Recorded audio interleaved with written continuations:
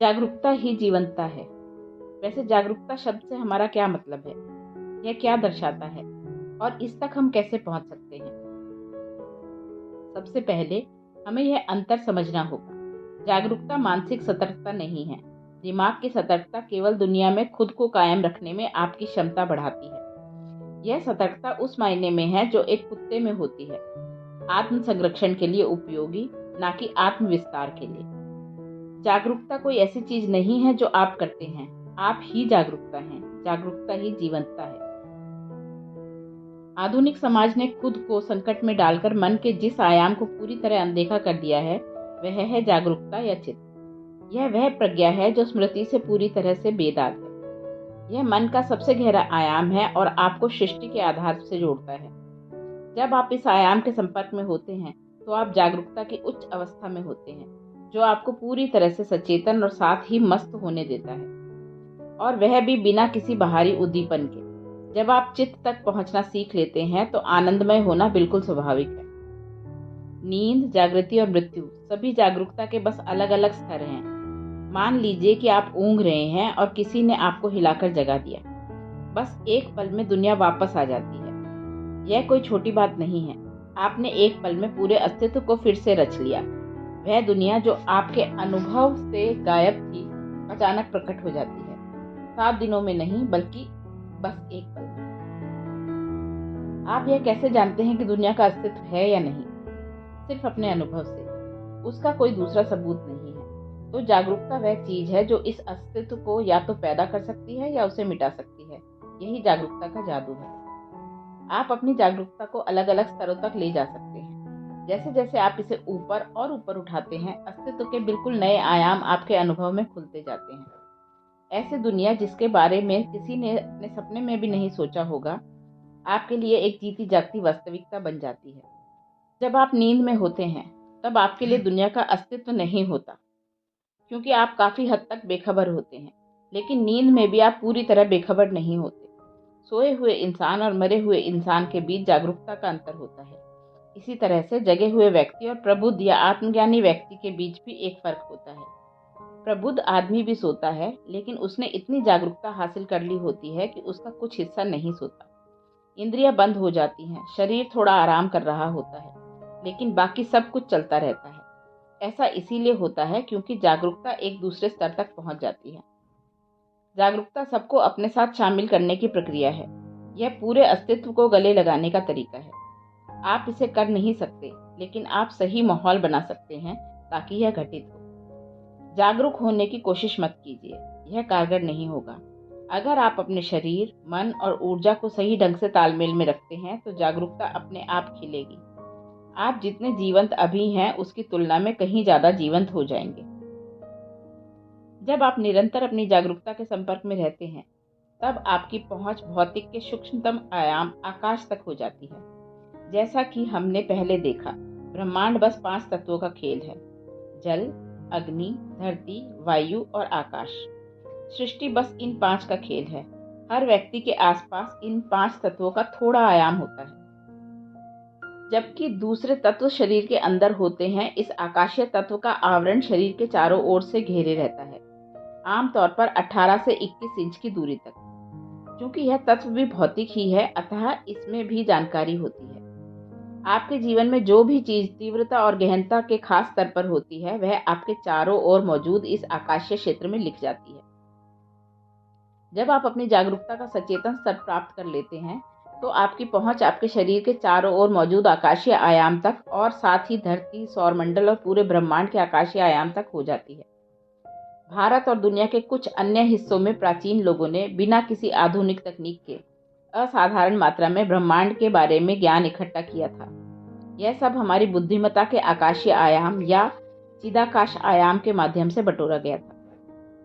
एक बार जब आप अपनी जागरूकता के संपर्क में होते हैं, तब आपको कुछ भी हासिल करने की कोशिश नहीं करनी होती। आपको कोई इच्छा करने या सपना देखने की जरूरत नहीं होती, क्योंकि आपके साथ जो सबसे अच्छी चीज हो सकती है वह स्वयं हो जाएगी।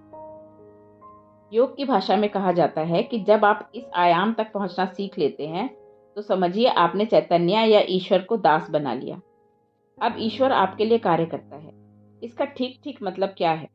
इसका मतलब है कि एक बार जब आप स्वयं को अपनी आनुवंशिक और कार्मिक जानकारी की विवशता से दूर कर लेते हैं, तब जीवन बोझ रहित, लचीला और अविश्वसनीय रूप से सहज हो जाता है। यह आयाम पहचान से परे, निष्कर्षों से परे, कर्म से परे और हर तरह के विभाजन से परे है। यह अस्तित्व की ही बुद्धिमत्ता है, जिसमें जीवन बिल्कुल सटीकता और सहजता से ठीक वैसे घटित होता है जैसे इसे घटित होना चाहिए। साधना।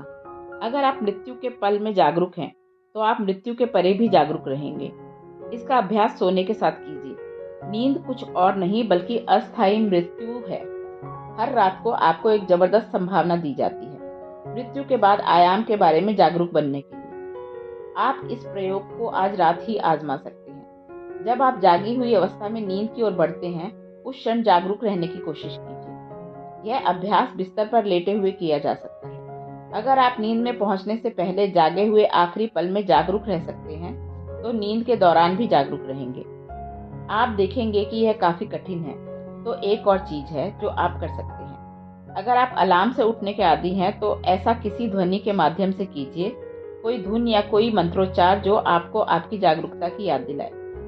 आप इस संबंध के बनाने के लिए स्वयं को आसानी से प्रशिक्षित कर सकते हैं। यह आपकी जागरूकता के लिए अलार्म बन सकता है। जाहिर है, आप सो जाने के लिए अलार्म का इस्तेमाल नहीं कर सकते, लेकिन सच्चाई यह है कि जब तक आप अपने शरीर की पहचान को स्वयं से पूरी तरह अलग नहीं करते, जागने से सोने की ओर सचेतन होकर जाना सरल नहीं है। जागने के वक्त से पहले पल में यह देखिए कि क्या आप किसी चीज के प्रति जागरूक हो सकते हैं, जैसे आपकी सांस या आपका शरीर। यह चीज बाद में आपकी तब सहायता करेगा जब आप सोने जाना चाहते हैं। अगर आप जागरूकता के साथ जागना और जागृत अवस्था से सोते वक्त जागरूक रहना सीख लेते हैं, तो आप मृत्युहीन हो जाते हैं। इसका अर्थ है कि जब शरीर जागने का समय आता है, तब आप पूरी तरह जागरूकता में कर सकते हैं।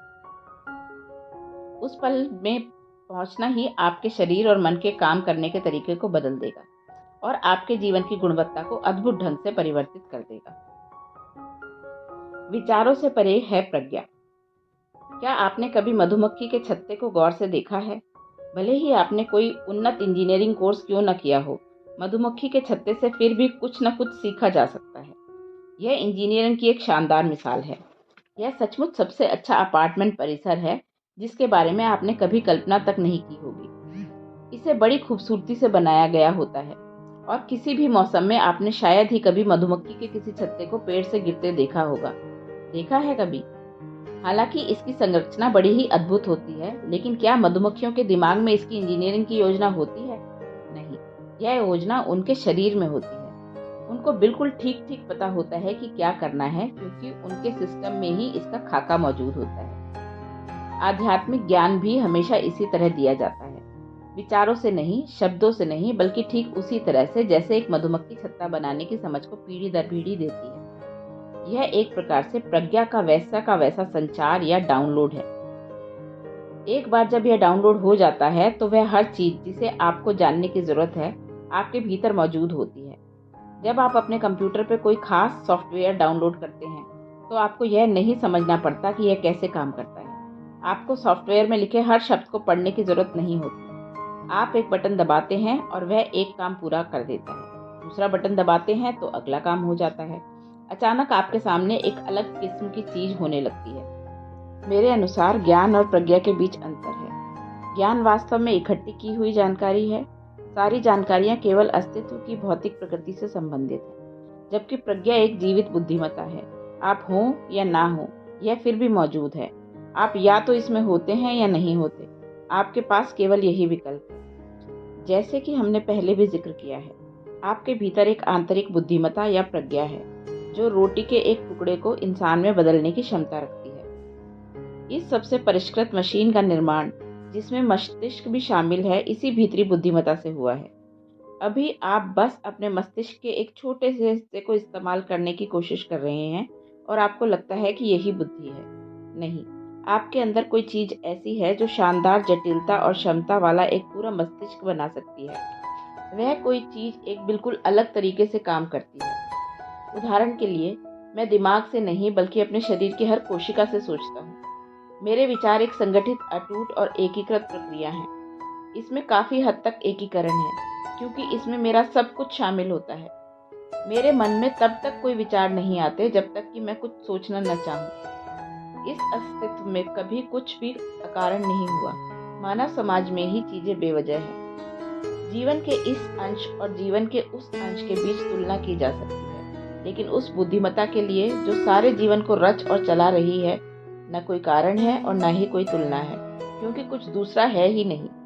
आप यह नहीं कह सकते कि यह अभी ठीक जगह पर है या नहीं। यह हमेशा ठीक जगह पर होती है। इसके लिए होने का कोई दूसरा तरीका नहीं है। और योग का लक्ष्य बस यही है, इस सिर में भरी सारी जानकारी से ब्रह्मांडीय बुद्धिमत्ता या प्रज्ञा की तरफ बढ़ना। लोग अक्सर ब्रह्मांड की अनंत प्रज्ञा के बजाय मानव मस्तिष्क की सीमित बुद्धि को चुन लेने का कितना दुखद चुनाव कर डालते हैं। साधना। मन से बस यह ख्याल निकालने की कोशिश कीजिए कि विचार ही बुद्धिमत्ता है। एक परमाणु से लेकर विशाल ब्रह्मांड तक के सृजन की संपूर्ण प्रक्रिया प्रज्ञा की एक अद्भुत अभिव्यक्ति है। अभी आपके शरीर के अंदर एक स्पंदित होती बुद्धिमत्ता मौजूद है, जो सृष्टि का ही स्रोत है। क्या आप अपनी बुद्धि से, जिसे आप बहुत काबिल समझते हैं, अपने शरीर के सिर्फ एक कोशिका के क्रियाकलाप को उसकी संपूर्णता में समझ सकते हैं?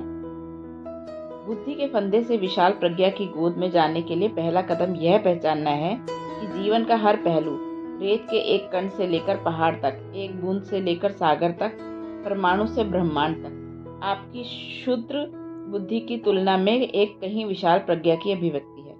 अगर आप यह एक कदम उठा लेते हैं तो जीवन आपसे बोलने लगेगा जैसे पहले कभी नहीं हुआ होगा।